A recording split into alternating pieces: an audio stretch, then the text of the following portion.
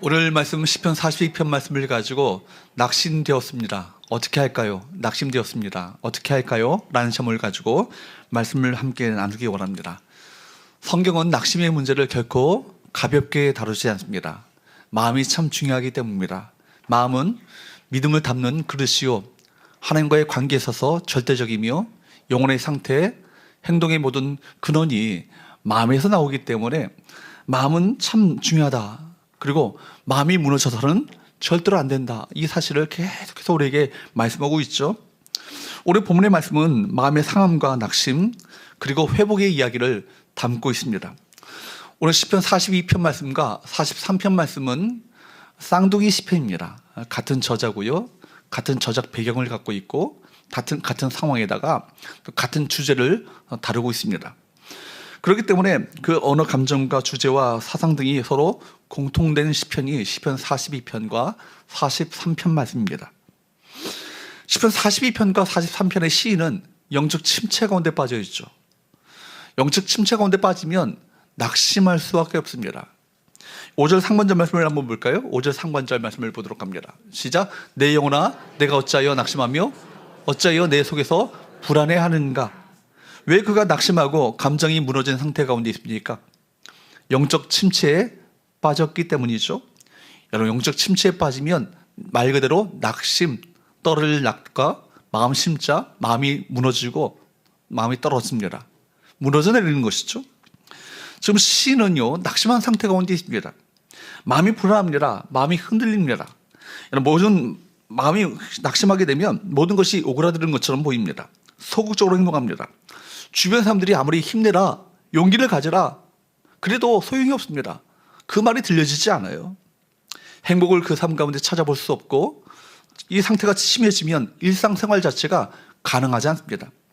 이것이 바로 시인의 상태입니다. 7절 말씀을 한번 볼까요? 시작. 주의 폭포 소리에 깊은 바다가 서로 부르며 주의 모든 파도와 물결이 나를 휩쓸었나이다. 모든 파도와 물결이 자신을 어떻게 했다고요? 휩쓸어 버렸대요. 자신을 휩쓸어가는 듯한 총체적 혼란 가운데 그가 빠져 있습니다. 이때 정말 그가 정말 깊은 침체 가운데 빠져 있음을 우리가 알게 되는 것이죠. 여러분, 침체는요, 어떤 특별한 사람만 경험하는 것이 아니라 누구나 침체를 경험합니다. 믿음이 약해서 침체를 겪는 경우도 있지만 믿음이 강한 사람도 침체를 겪을 수 있습니다. 목회자도, 목사도, 장로도, 심지어 선교사도 침체를 경험하기도 하고, 심지어 영적 거장이라 말하는 믿음의 사람들도 영적 침체를 경험했습니다. 여러분, 우울함을 끼면 영적으로도 그 순간부터 뭐예요? 난기류가 형성되는 거예요. 절망감을 느끼고 패배주의에 빠지게 됩니다. 삶의 의욕이 사라집니다. 그런데요, 사탄은요, 그 우울한 감정을 기가 막히게 이용합니다. 그래서 우리에게 거짓 메시지를 주죠. 어둠의 생각을 우리 마음 가운데 심어 놓는 거예요. 그래서 사탄은요, 사람이 느끼는 우울한 감정을 가지고 어떻게 몰아갑니까? 우울증으로 몰아가죠. 왜 그가 지금 시인이 영적 침체에 빠지게 되었습니까? 시인은 지금 집을 멀리 떠나 있습니다. 그리고 하나님의 집이 있는 예루살렘에서 멀리 떠나 있습니다. 포로로 잡혀간 상태이거나 혹은 사람들에게 붙잡혀서 억류를 당하거나 혹은 다윗과 같이 사울에게 쫓김을 당하여서 도망자의 신세를 갖고 여기저기 정말 방황하고 있는 상태이거나 여러 가지 추측을 해볼 수 있겠죠.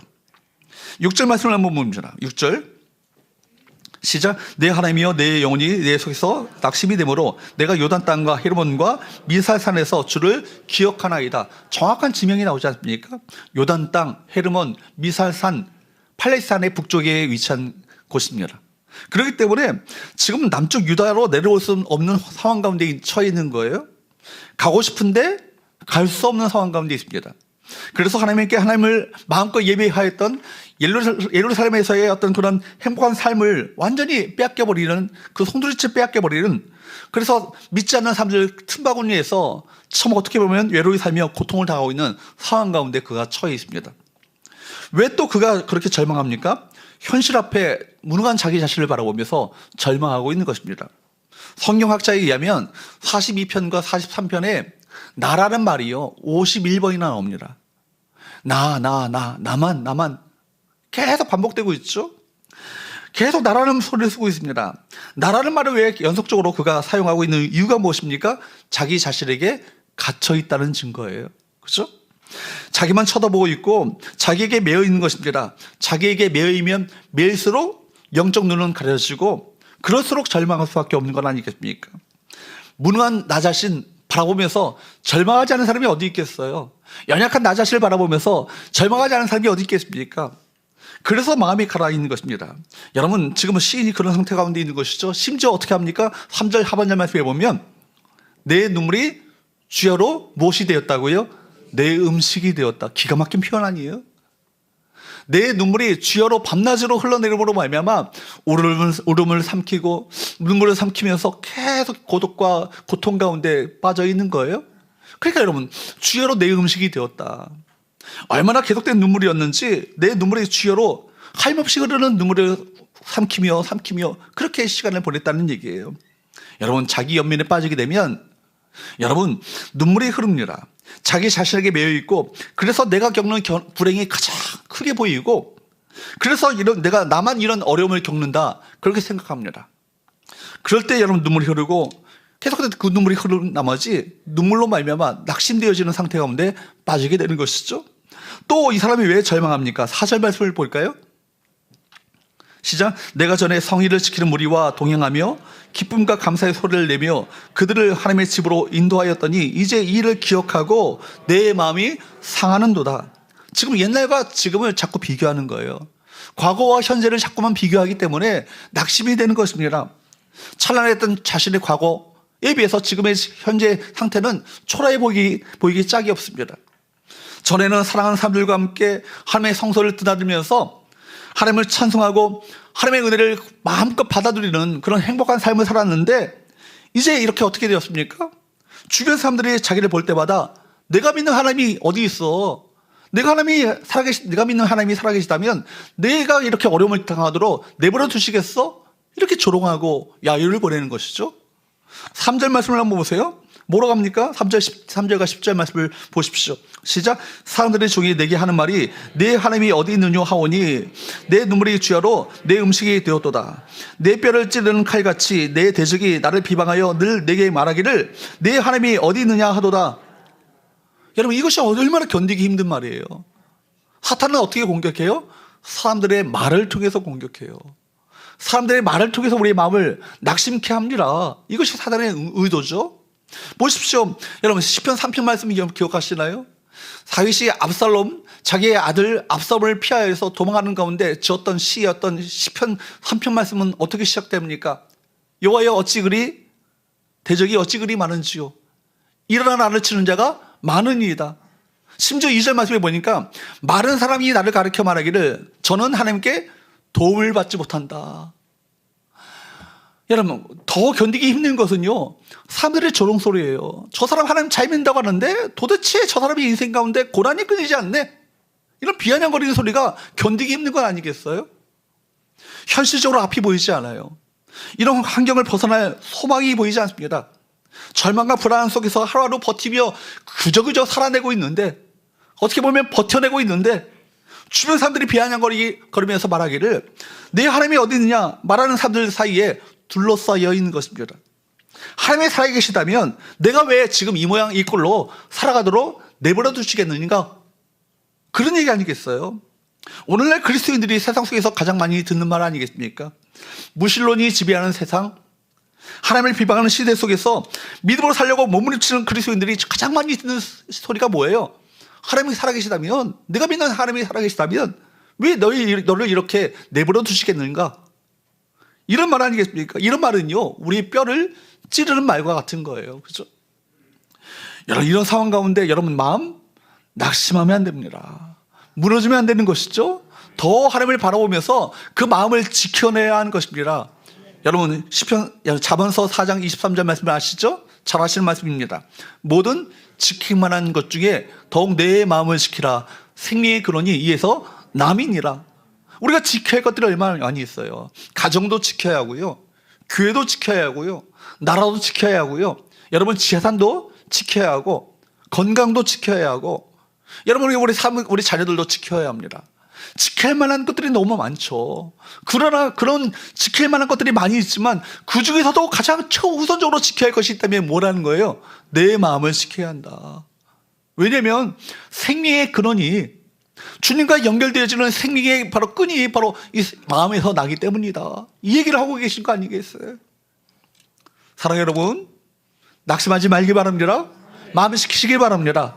낙심되었다면, 그렇다면 어떻게 해야겠습니까? 첫 번째, 따라할까요? 하나님께 소망을 두라. 하나님께 소망을 두라는 거예요.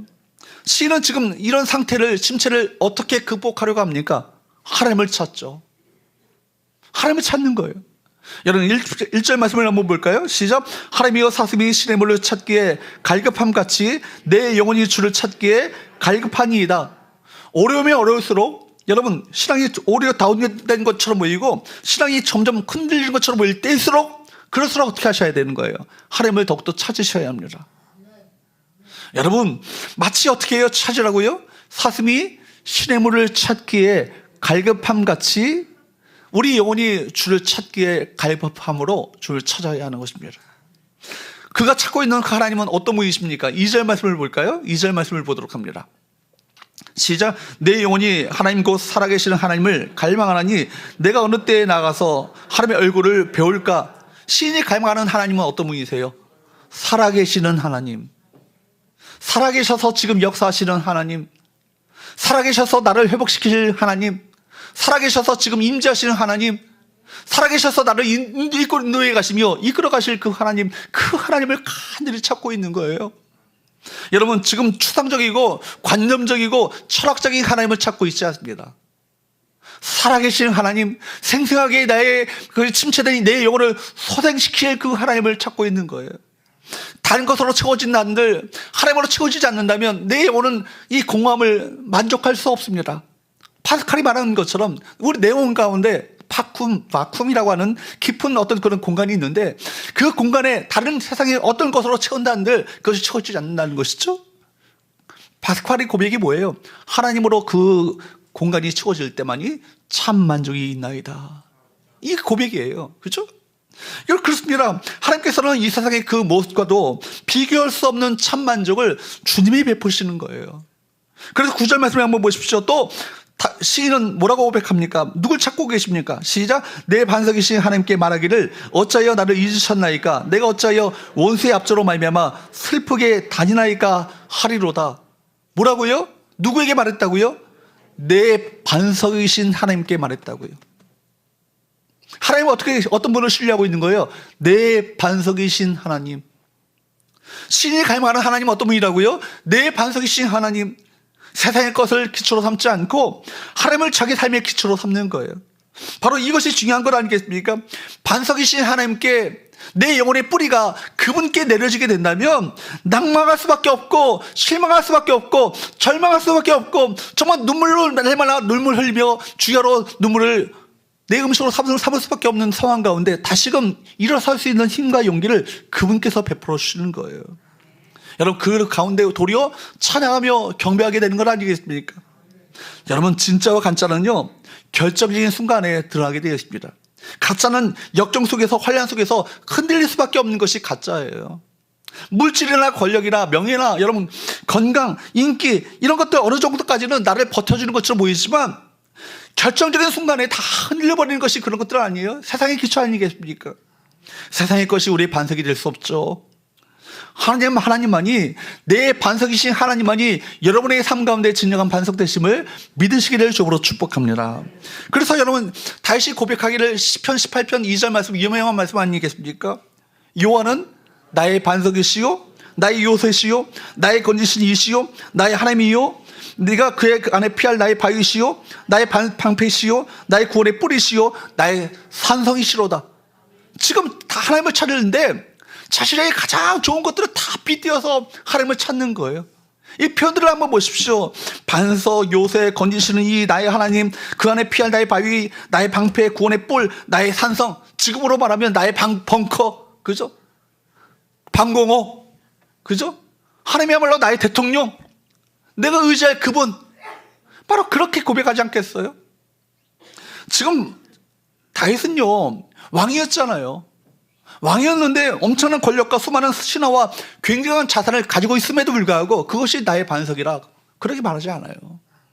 오직 하나님만이 진정한 반석 되심을 그렇게 고백하고 있는 것입니다. 여러분, 세상의 그 어떤 것들도 우리 인생의 진정한 반석이 되지 않음을 여러분 그것을 믿고 확신할 수 있기를 바랍니다. 주님 같은 반석은 이 땅에 없다. 찬양이 있잖아요. 주님 같은 반석은 없도다. 그 찬양 부를 때마다 여러분 좀 확신 가운데 찾아야 돼요. 춤추며 찬양하셔야 합니다. 그분이 바로 우리의 진정한 반석 되시기 때문에 기쁨으로 감격 가운데 찬양하며 경배하게 되는 건 아니겠습니까? 오직 하나님만이 여러분 인생 가운데 진정한 반석 되심을 믿으십시오. 여러분 흔들리고 있습니까?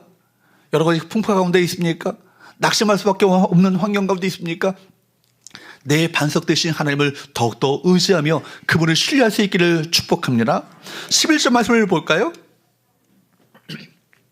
시작. 내 영혼아 내가 어찌하여 낙심하며 어찌하여 내 속에서 불안해하는가? 너는 하나님께 소망을 두라. 나는 그가 나타나 도우심으로 말미암아 내 하나님을 여전히 찬송하리로다. 하나님은 우리의 은신처심이요 환난 날에 우리를 도우시는 하나님이십니다. 그분이 우리를 도와주신다면 여러분 환난의 홍수가 우리를 범람할지라도 그분이 우리를 도우신다면 역경의 파도가 우리를 밀어 닥친다 할지라도 우리에게 미치지 않는 거예요. 아니 환난의 홍수 속에서 역경의 파도 속에서 우리를 고이 감싸주시며 보호하시는 은혜를 베풀어 주십니다. 그렇기 때문에 여러분 하나님을 깊이 묵상하는 거예요. 하나님을 묵상해야 합니다. 하나님을 깊이 묵상해야 이것이 살 길이 있는 것입니다. 그 하나님께 소망을 두시는 저와 여러분 되시기를 축복합니다. 다시 한번 1절 말씀을 한번 보십시오. 하나님이여 사슴이 시냇물을 찾기에 갈급함같이 내 영혼이 주를 찾기에 갈급하니이다. 메마른 유대강이야. 여러분 잘 아시지 않습니까? 중동 지방에 메마른 마르디 마른 이 유대광야 속에서 여러분 사슴이 있어요. 이 사슴이 물을 찾지 못하는 거예요. 어떻게 될까요? 곧 죽고 말 거예요. 그렇다면 이 사슴이 물을 찾을 때 어떻게 찾아다닐까요? 물이 어디 있나? 그렇게 볼까요? 필사적으로 찾을 거예요. 물이 아니면 죽음이라고 생각하기 때문에 필사적으로 찾을 것입니다. 얼마나 집요한 간절한 갈급함을 가지고 찾겠습니까? 여러분 물을 못 찾으면 죽는 것이고 물을 찾으면 사는 것 아니겠습니까? 다른 것이 눈에 들어오겠어요? 그러니까 여러분 물을 찾을 때까지 그는 쉬지 않고 뛰어다닐 것입니다. 끝까지 물을 추구하고 찾을 때까지 찾을 거예요. 이것이 시인이 지금 하나님을 찾는 자세예요. 이걸 바라보면서 시인은 생각했을 것입니다. 아 그렇구나. 하나님을 찾을 때 저렇게 찾아야겠구나. 찾을 때까지 찾아야겠구나. 낭망이 될 때는 저런 식으로 하나님을 바라보아야 이 낙심을 내가 벗어날 수 있겠구나. 시는 그렇게 깨달은 것입니다. 사랑하는 여러분, 우리 얼마나 많은 낭망을 합니까? 얼마나 낙심 가운데 살아갑니까? 우리가 불안에 떨 때가 얼마나 많이 있습니까? 우리 모두가 마음이 상해서 어찌할지 모르고 방황할 때 다 있습니다. 이럴 때 우리가 사는 게 뭐예요? 하나님께 소망을 두는 거예요. 영적인 눈을 떠서 주님 바라보는 것입니다. 주님께 주목하고 집중하는 것입니다. 그분께로부터 내 인생에 소망이 있다. 살 길이 있다. 그런 마음을 가지고 주님을 찾으시는 우리 성도들 되시기를 주부로 축복합니다. 두 번째로 낙심되었습니다. 어떻게 할까요? 따라할까요? 내 영혼을 향해 믿음으로 선포하라. 내 영혼을 향해 믿음으로 선포하고 말씀을 들려주고 내 영혼을 향해서 하나님의 말씀으로 생명의 언어를 선포하는 거예요. 여러분 지금 시인은요 자신의 영혼을 향해서 뭘 선포하고 있습니까? 말씀을 선포하고 있습니다. 보십시오 여러분, 내가 나를 향해서 선포하는데 내가 나를 향해서 선포할 때 지금 나는 앞에 나는 누구고 뒤에 나는 누굽니까? 똑같은 나 아니에요? 그런데 앞에 나는요 객관적으로 내 영혼을 바라보고 있는 나예요. 뒤에 나는 누구예요? 나 자신에 빠져있는 나예요. 그런 자에게 바로 네가 살 길은 지금 낭망에 빠져있는 게 아니에요. 낙심에 빠져서는 안 되는 거야. 왜 절망하고 있어? 왜 두려워하고 있어? 염려하고 있어? 하나님 바라봐야지. 그분이 나타나셔서 도우심으로 말미암아 내가 바로 참된 이 낭망에서 벗어날 수 있는 그 길을 그분이 열어주실 거야. 이것을 선포하고 있는 것 아니겠어요? 5절 말씀을 한번 보세요. 5절 말씀을 한번 보십시오. 같이 한번 읽어보도록 합니다. 시작. 내 영혼아 내가 어찌하여 낙심하며 어찌하여 내 속에서 불안해하는가. 너는 하나님께 소망하더라. 그가 나타나 도우심으로 말미암아 내가 여전히 찬송하리로다. 아멘. 참 흥미로운 건 아니겠어요? 자신의 영혼을 향해서 자기 자신이 선포하고 있는 것입니다. 내 자아에서 불안함이 막 쏟아져 나와요. 정말 지금 어떻게 보면 염려와 낙심되어지는 모든 그런 생각들이 막 쏟아져 나옵니다. 그때 여러분 시인은 오히려 자기 영혼에게 하나님께 소망을 두고 불안해하지 말라고 선포하고 있는 것입니다. 낙심하는 순간이 찾아왔을 때 자신의 감정 상태를요 그대로 둬서는 안 되는 거예요. 여러분 자신에게 그 마음의 상태를요 자기 자신에게 맡기면 안 되는 거예요. 자기가 자기 자신에게 말하는 어두운 이야기를 듣게 되면 상황은 점점 나빠지게 됩니다. 그때 뭘 들려줘야 되는 거예요? 생명의 언어를 들려줘야 돼요. 그죠? 믿음의 언어를 선포해야 합니다. 말씀을 내 영혼 가운데 막 쏟아 부어 주어야 되는 거예요. 그래야 소생하는 건 아니겠습니까? 목장에서 여러분 할 일이 있다면 이거예요. 믿음의 언어로 서로 격려하는 거예요. 생명의 언어로 살리는 말을 하는 거예요. 그리고 말씀으로 서로를 격려하며 위로하며 보듬어 주는 것 아니겠습니까? 이것이 목장이 할 일 아니겠어요? 여러분 실제로 우울증에 걸린 사람들의 특징이 뭐예요? 자기 안에서 나오는 극단적인 소리에 귀를 기울이는 거예요. 그 소리를 붙잡는 거예요. 사실은 누구의 소리인데? 마귀의 소리 아니에요? 어두운 사망의 영인 마귀의 소리가 내 목소리를 통해서 죄된 본성의 목소리를 통해서 우리에게 끊임없이 말하는 거예요. 야, 그렇게 살아도 뭐해? 죽는 게 낫지 않아? 죽으면 자유롭잖아. 모든 것이 끝나잖아. 이렇게 사느니 죽는 게 낫지. 이거 누구의 목소리예요? 정신 차리세요. 마귀의 소리예요, 여러분. 오늘 메시지를 붙잡으면 안 된다고요. 그때 여러분 영혼에게 뭘 들려줘야 되는 거예요? 생명의 언어, 믿음의 언어, 하나님의 말씀을 선포하고 들려줘야 하는 것입니다. 여러분 죽음의 영 사탄은요, 사탄이 들려주는 어두운 메시지가 그 순간에 우울증에 걸리게 되면 크게 들려줘요. 그래서 중요한 것은 나 자신의 말이 아니라 말씀과 생명의 언어, 믿음의 언어, 하나님의 말씀을 들려줘야 한다는 것입니다. 내가 적극적으로 주도적으로 내 자신에게 선포해야 하는 것입니다. 내 영혼아 내가 어찌하여 낭망하며 어찌하여 불안해하는가. 너는 하나님께 소망을 둬야 된다. 소망을 두어야 산다. 이 사실을 우리에게 들려줘야 한다는 것입니다.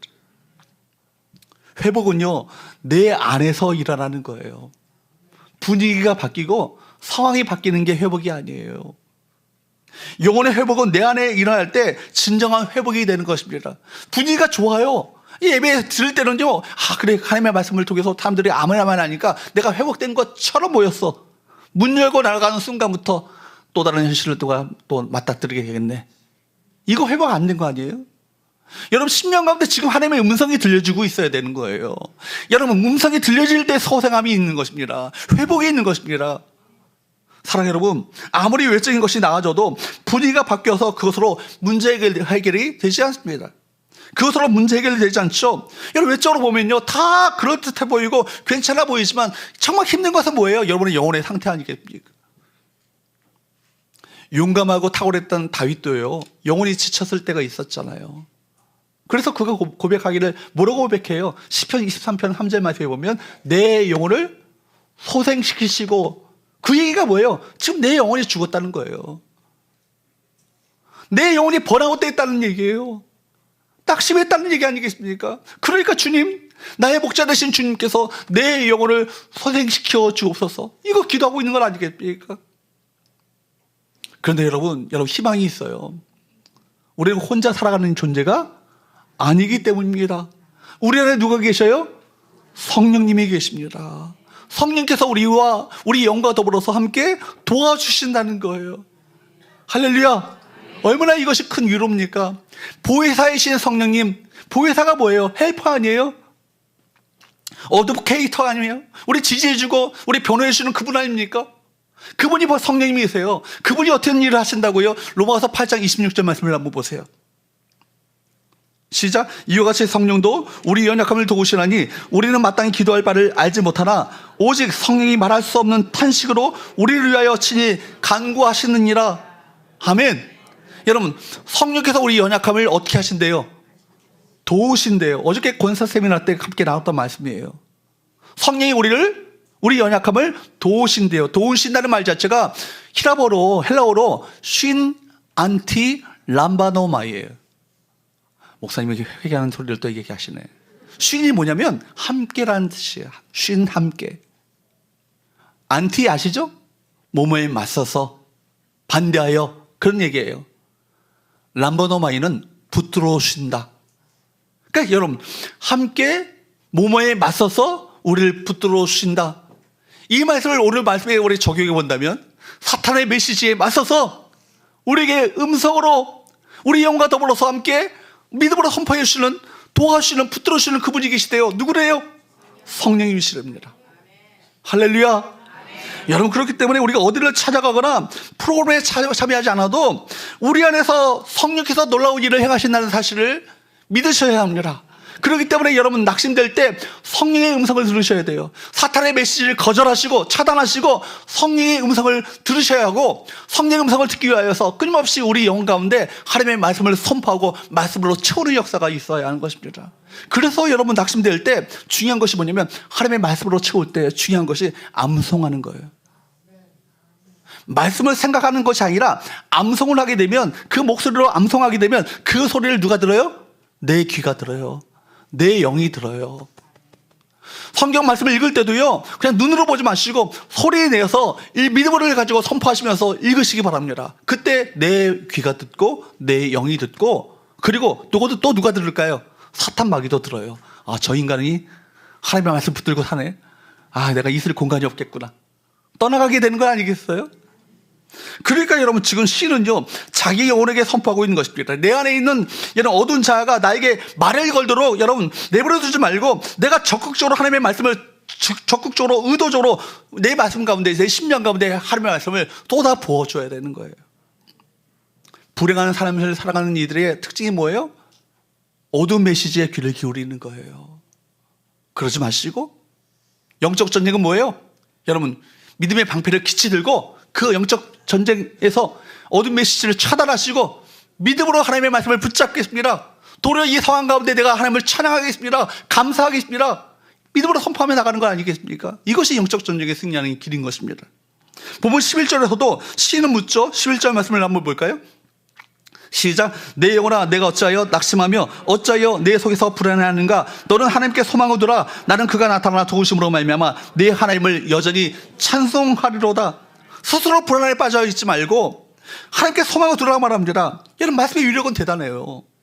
그래서 성경 말씀을 암송하는 것이 얼마나 중요한 것인가. 말씀을 붙들고 말씀을 선포하며 말씀을 되뇌이며 말씀을 묵상하며 말씀에 붙들려 살아가는 것이 얼마나 중요한 것인가. 사탄이 틈을 찾지 못해요. 여러분, 낙심될 때요, 그렇기 때문에 하나님의 말씀을 묵상하면 그 말씀이 나를 사로잡고 내 안에 완전히 그 말씀이 녹아지게 될 때 어떤 것도 침범하지 못하는 강력한 힘을 얻게 되는 거예요.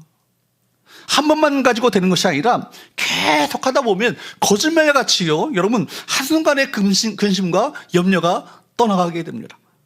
내가 조금만 마음을 기울여 적극적으로 하나님께 얼굴을 향하고 적극적으로 내 영혼에 그 말씀을 선포하고 말씀을 채우게 되면 어둠의 권세들은 내 안에 떠나가게 될 줄로 믿습니다.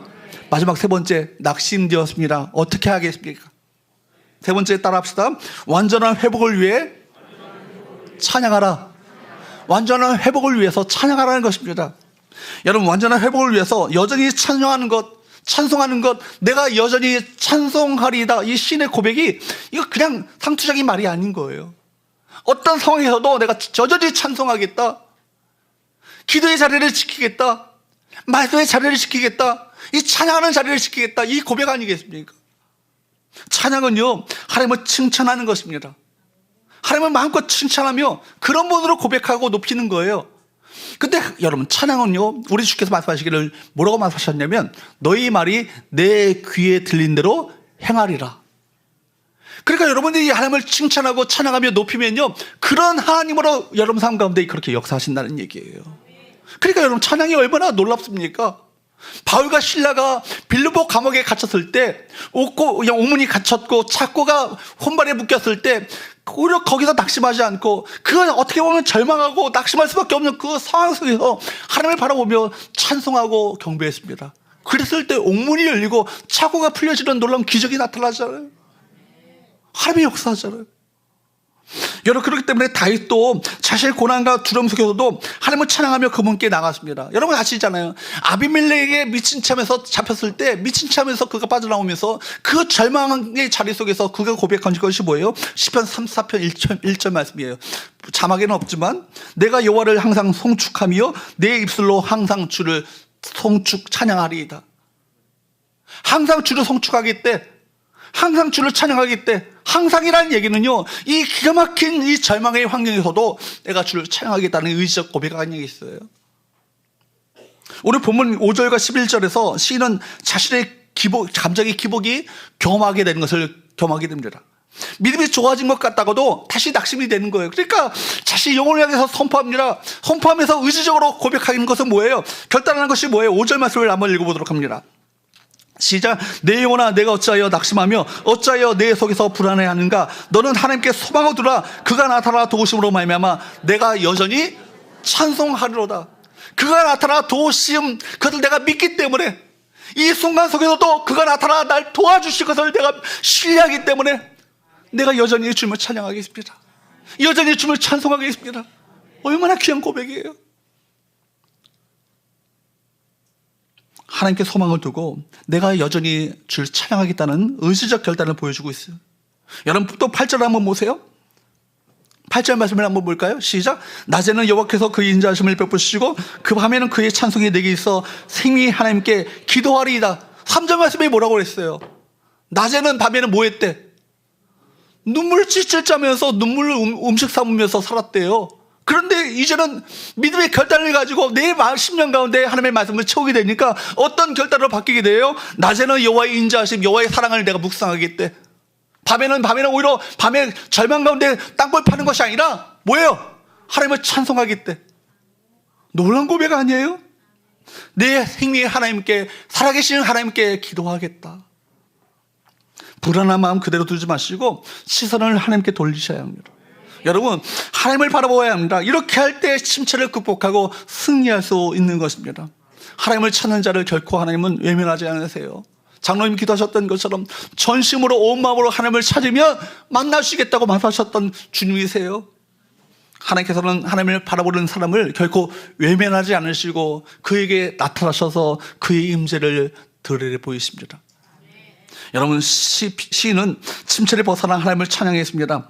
시인의 그 목표는요, 침체에서 벗어나는 것이 아니에요. 뭐예요? 예배하는 거예요. 온전한 예배자로 서기 원합니다. 하나님을 마음껏 예배하는 예배자로 서기 원합니다. 이렇게 고백하고 있는 거예요. 한번 보세요. 예배가 회복되었을 때 찬양이 회복되었습니다. 시편 43편 4절 말씀을 보십시오. 시작. 그런즉 내가 하나님의 제단에 나아가 나의 큰 기쁨에 하나님께 이르리이다. 하나님이여 나의 하나님이여 내가 수금으로 주를 찬양하리이다. 말씀드렸던 것처럼 시편 42편과 43편 똑같은 상황이에요. 상황이 바뀐 게 아니라고요. 여전히 침체적인 낙심할 수밖에 없는 상황 가운데 있다고요. 그런데 뭐라고 고백해요? 내가 하나님의 제단에 나아가 나의 큰 기쁨에 하나님께 경배하겠습니다. 하나님이여 나의 하나님이여 그것을 소망하면서 내가 주 앞에 기쁨으로 찬양하길 원합니다. 이런 고백이에요. 우울함과 불안에 질려 있다가 하나님께 소망을 두는 순간부터 내 영혼 가운데 하나님의 말씀이 채워지는 순간부터 이제는 찬양함으로 말미암아 이제는 누구를 만나게 되는 거예요? 내 큰 기쁨의 하나님, 가장 그 기쁨의 극치를 맛보게 하시는 그 하나님을 내가 만나게 되었다. 사랑하는 여러분, 하나님을 찬양하게 될 때 놀라운 역사가 일어나는 거 아니겠어요? 하나님을 찬양하게 될 때 내 심령이 회복되어지는 역사가 나타나게 되는 것입니다. 여러분, 그가 찬양 가운데 만났던 그 하나님은 어떤 하나님이세요? 나의 큰 기쁨의 하나님이에요. 그 하나님을 여러분 이 예배 가운데 만날 수 있게 되기를 주로 축복합니다. 여러분, 사랑하는 여러분, 우리가 문제가 심각하고 아파 견딜 수 없을 때, 정말 절망의 구렁텅이 가운데 떨어졌을 때 하나님께서 쫙 나타나셔가지고 지니처럼 무엇을 원하느냐 하면 얼마나 좋아요. 전기 스위치가 탁 켜지는 것처럼 딱 어둠이 물러가고 쫙 사라지면 얼마나 좋아요. 그렇지 못한다는데 믿음의 가정이 있는 거 아니에요. 이때 우리가 할 일이 있어요. 낙심하지 마시고 도리어 여전히 찬양하리이다. 여전히 기도하리이다. 여전히 말씀 붙들겠나이다. 이렇게 나가셔야 되는 거예요. 영적 전쟁은 어떻게 하는 거라고요? 거꾸로 하는 거예요. 누가 봐도 낙심할 수밖에 없고, 누가 봐도 여러분 절망할 수밖에 없는 상황 가운데 도리어 감사를 선포하고, 도리어 하나님을 은혜를 기억하며 감사하며, 도리어 찬양하며 믿음의 언어로 살아가는 거예요. 말씀 붙들고 살아가는 거예요. 여러분, 이런 가운데 여러분 영적 전쟁에서 마침내 승리하는 역사가 일어나지 않겠습니까? 시편 27편 여러분 잘 아시지 않습니까? 여호와는 나의 빛이요 나의 생명이시니 내가 누구를 두려워하리요? 여호와는 내 생명의 능력이시니 내가 누구를 무서워하리요? 그렇게 고백하니까요, 나중에는 나의 대적들 사탄마귀 어둠의 권세들이 실족하여 넘어졌대요. 누가 봐도 여러분 어둠의 상황 가운데 빛이 되신 하나님을 찬양하고, 여러분 저 하루하루 살아가기 힘겨울 정도로 어려운 형편 가운데 있는데 바로 나의 생명의 능력 되신 하나님을 의지하게 되니까, 오히려 그 하나님을 찬양하게 되니까 어둠의 권세들이 실족하여 넘어지고 떠나가는 역사가 일어나는 거 아니겠어요? 우리 힘으로 침체를 벗어날 수 없어요. 그러나 하나님께 시선을 두고 하나님을 바라보며 하나님께 소망을 둘 때 모든 것이 달라집니다. 어두운 감정이 사라집니다. 큰 기쁨이 하나님에 이르게 될 것입니다. 활력이 생깁니다. 의욕이 넘칩니다. 이전에는 눈물이 주야로 내 음식이 되었습니다. 그런데 이제는 낮에는 하나님의 사랑을 묵상하고 밤에는 하나님의 은혜를 찬양하며 경배하는 거예요. 여러분, 놀라운 역사 아니겠어요? 이런 삶의 변화가 여러분 삶 가운데, 이런 회복이 여러분 삶 가운데 일어날 수 있기를 축복합니다. 여러분, 지금 여러분 무엇을 갈망하고 계셔요? 내가 지금 무엇을 갈망하고 있는가 한번 점검해 보시기 바랍니다. 마음 깊은 곳에 있는 갈망이 과연 무엇인가를 다시 한번 확인해 보시기 바랍니다. 하나님을 갈망해야 합니다. 그것이 살 길이에요. 하나님을 갈망해야 합니다. 그것이 회복의 길이에요. 하나님을 갈망해야 합니다. 이것이 우리가 살 길임을 고백하며 도리어 하나님을 찬양하며 감사하며 내 영혼 가운데 하나님의 말씀을 청으로 말미암아 흔들리지 마시고 마음 무너지지 마시고 올곧게 우리에게 주신 사명의 길을 달려가시는 우리 모든 성도들 되시기를 주부로 축복합니다. 시편 16편 11절 말씀에 보면 이런 말씀이 있잖아요. 여러분, 주께서 생명의 길을 내게 보이시리니 주의 앞에는 충만한 기쁨이 있고 주의 오른쪽에는 영원한 즐거움이 있나이다. 시인의 그 다윗의 고백이 뭐예요? 확신이 뭐예요? 마침내 주께서 내 생명의 길을 내게 허락하실 것이다. 주께서 반드시 내 생명의 길을 내게 허락하실 것이다. 지금 어둠 가운데 있고 한참을 내다볼 수 없는 환경 가운데 있지만 주님께서 반드시 내게 생명의 길을 보이시리니 내가 주 앞에 살겠습니다. 주 앞에는 충만한 기쁨이 있고 주의 오른쪽 가운데 살겠습니다. 주의 오른쪽에는 영원한 즐거움이 있나이다. 이것이 저와 여러분의 고백이 되셔서 2025년 한 해 영적 침체를 벗어나시고 기쁨으로 우리에게 주신 사명을 믿음으로 감당하시는 우리 모든 성도들 되시기를 축복합니다.